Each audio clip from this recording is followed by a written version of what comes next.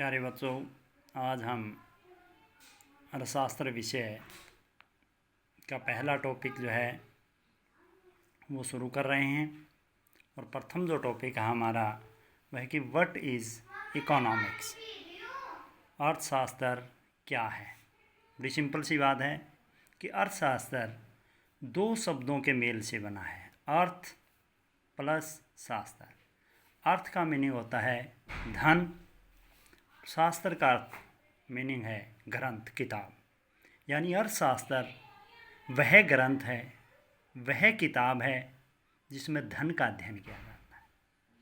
मोटे रूप से या हम ये कह सकते हैं कि अर्थशास्त्र वह शास्त्र है जिसमें मनुष्य के धन संबंधी कार्यों का अध्ययन किया जाता है। क्योंकि हम जो भी कार्य करते हैं वो किस लिए करते हैं? हम जो भी काम करते हैं वो धन प्राप्ति के लिए। मनुष्य का हर कार्य धन प्राप्ति के लिए होता है। तो अर्थशास्त्र वह शास्त्र है जिसमें मनुष्य के धन संबंधी कार्यों का, धन संबंधी आवश्यकताओं का अध्ययन किया जाता है। मैं मानता हूँ कि आप समझ गए होंगे। एक बार पुनः दोहरा देते हैं कि अर्थशास्त्र वह शास्त्र है जिसमें मनुष्य के धन संबंधी कार्यों का अध्ययन किया जाता है। प्यारे बच्चों, अर्थशास्त्र एक विकासशील शास्त्र है। अर्थशास्त्र एक विकासशील शास्त्र है और समय के साथ साथ विभिन्न अर्थशास्त्रियों ने अपने तरीके से इसको परिभाषित किया है। तो हमारा टॉपिक है अर्थशास्त्र की परिभाषा के विभिन्न अर्थशास्त्रियों ने समय के साथ साथ अर्थशास्त्र को कैसे परिभाषित किया। तो इस श्रृंखला में सबसे पहले हम पढ़ते हैं अर्थशास्त्र की धन संबंधी परिभाषा। अर्थशास्त्र की धन संबंधी परिभाषा एडम स्मिथ ने दी। अर्थशास्त्र की धन संबंधी परिभाषा किसने दी? एडम स्मिथ ने दी थी। और एडम स्मिथ को अर्थशास्त्र का पिता कहा जाता है। आपको बहुत अच्छे से इसको याद रखना है। एडम स्मिथ को अर्थशास्त्र का पिता कहा जाता है।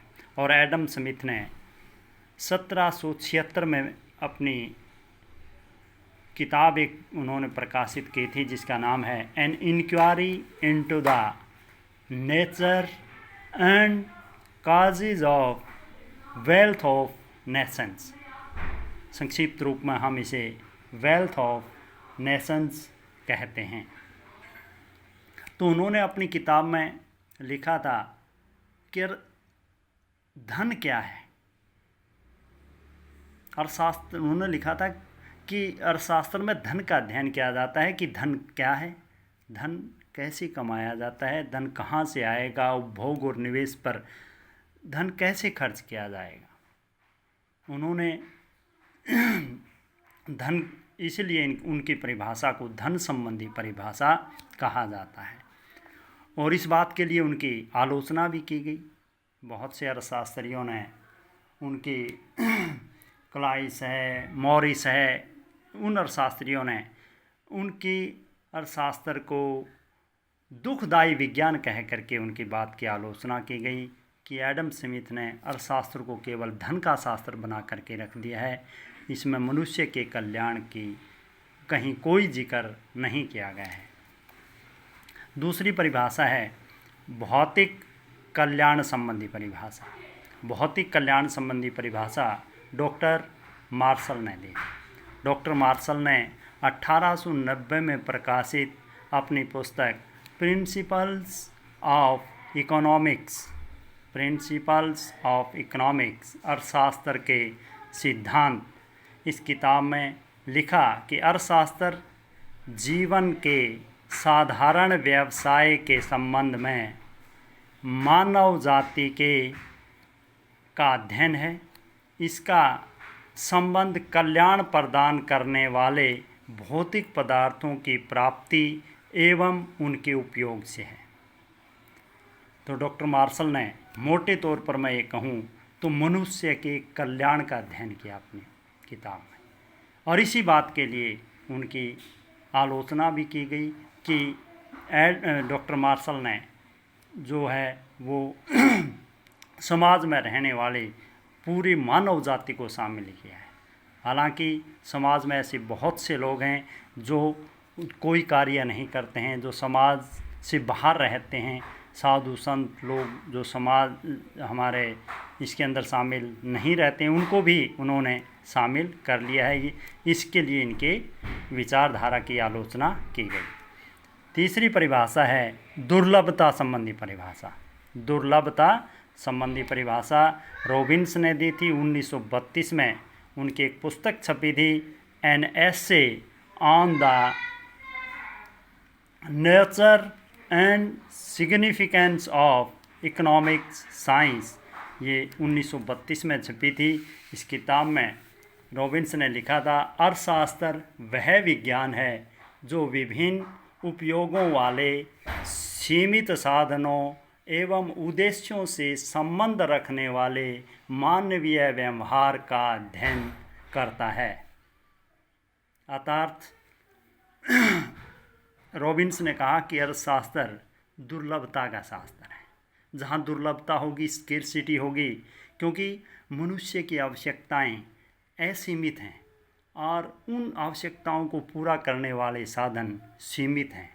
सारी आवश्यकताएं संतुष्ट नहीं हो सकती, तो फिर हमें चुनाव करना पड़ता है कि कौन कौन सी ज़रूरी हमारी ज़रूरियात की चीज़ें हैं जिन्हें हम प्रथम लेना चाहते हैं। तो इसी बात के लिए डर्बिन और फ्रेजर ने उनकी आलोचना की थी कि रॉबिन्स ने अर्थशास्त्र को चुनाव का शास्त्र बना करके रख दिया है।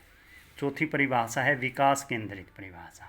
विकास केंद्रित परिभाषा नोबेल पुरस्कार विजेता अर्थशास्त्री प्रोफेसर सैमुएल्सन, पीटरसन और फर्गुसन ने दी थी। उन्होंने लिखा था कि अर्थशास्त्र वह शास्त्र है जिसमें मनुष्य के उन कार्यों का अध्ययन किया जाता है जो वे अधिकतम संतुष्टि प्राप्त करने के लिए सीमित साधनों के उचित प्रयोग के संबंध में करते हैं। यही बात जो रॉबिन्स से मिलती जुलती बात उन्होंने कही। मोटे तौर पर उनका कहने का जो अभिप्राय था वो था सीमित साधनों का उचित उपयोग, क्योंकि साधन पहले ही सीमित हैं, थोड़े हैं, कम हैं, और उन साधनों का बंटवारा ठीक हो, उन साधनों का उपयोग सही रूप में हो। क्योंकि अगर साधन कम हैं, अगर उनका कई साधन बिना उपयोग किए रह गए तो उस चीज़ का भी समाज को भारी नुकसान होगा। तो ये 4 परिभाषाएं जो है वो आप लोगों को अपनी किताब कॉपी के अंदर आपने इनको लिखना है अच्छे से। और अर्थशास्त्र मानव व्यवहार का विज्ञान है। इसी बात को हम एक छोटे से डायग्राम के माध्यम से भी देखते हैं कि आवश्यकताएं, अर्थशास्त्र मानव व्यवहार का विज्ञान है। आवश्यकताएं और साधन, आवश्यकताएं हमारी असीमित हैं और साधन सीमित हैं।